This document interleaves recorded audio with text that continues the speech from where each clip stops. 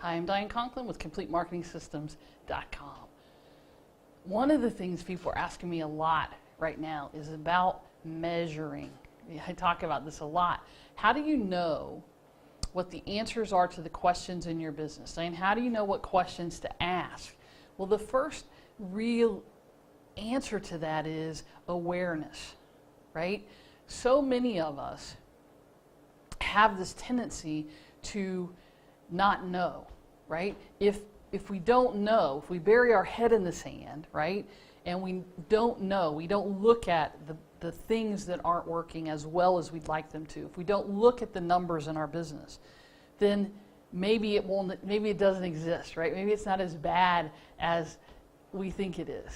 You can't bury your head in the sand. You have to know what your numbers are.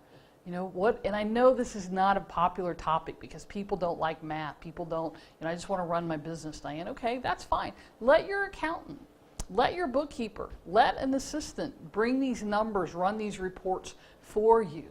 My point is it's the awareness. You don't have to be doing the work, but you do have to be measuring, right? So I'm often amazed when I ask somebody, what does it cost you to get a client? Their response many times is a lot. A lot. What is a lot? Is a lot $5? Is a lot $500? Is a lot $5,000?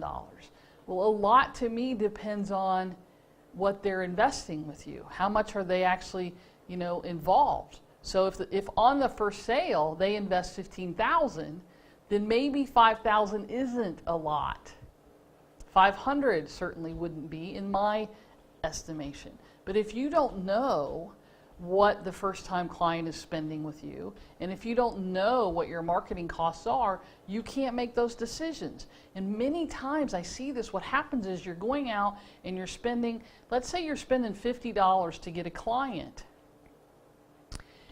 They're investing in a $9 or $15 or $29 item, so you're at a loss leader, right? You're losing money on the front end, which in and of itself isn't a bad thing. It's actually, many businesses do this, right? It's called a loss leader. You lose money on the front end, but you make money on the back end. But if you don't know that they bought a $20 item from you and it costs you $50 to bring the client in, there's a $30 shortfall there. How many new clients can you bring in a $30 shortfall before pretty soon, if you haven't built up your back end, you can't build up the back end if you don't know what your front end numbers are, right? Pretty soon, there's no business left because those $30 and $30 and $30 have gone away, right?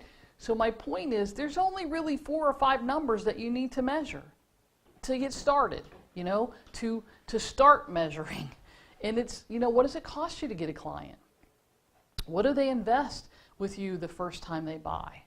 How long do they stay with you typically? Is it 3 months? Is it 6 months? Is it 12 months? What's their value over the course of the first year with you? What's their value over the course of the lifetime with you? And then the 2 really, really big numbers you need to know is what's your return on investment for each campaign that you're running? What's the return on investment? And what's your net profit? I said net profit. That's how much is in the bank. That's how much you get to keep, right? Gross doesn't matter. They're nice numbers, but the net profit is the number you need to know. Pull your head out of the sand, or don't put it in there if you already have it out. Know your numbers. When you start measuring, if you start really looking at this, it's not the fun part of the business always, but when you start looking at this, it will make a phenomenal difference in what happens in your business and in the profitability of your business. It will go up and up and up. I'm Diane Conklin with Complete Marketing Systems. We'll see you next time.